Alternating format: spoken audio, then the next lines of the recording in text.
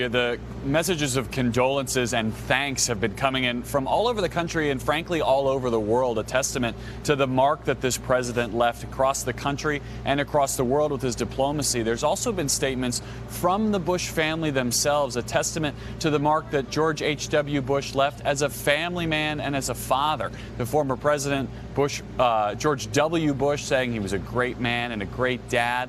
The former Florida governor and presidential candidate Jeb Bush with a heartbreaking tweet about 5:30 this morning Texas time saying, "I already miss the greatest human being that I will never know, or that I ever will know. I love you, Dad," from Jeb Bush. Now, the city of Houston, this news broke late last night, so the city of Houston, George H.W. Bush's adopted hometown, waking up to it this morning. They will get their own chance to say goodbye when the president has a funeral service here in Houston before being laid to rest about 100 miles up the road in College Station, Texas, home of his presidential library. The nation will get their chance to say goodbye when the president lies in state later this week at the U.S. Capitol, and then a service as well at the National Cathedral in Washington, D.C. All of the details of that still forthcoming from the former president's office here in Texas. Harry? Garrett Haake in Houston this morning. Thank you so much.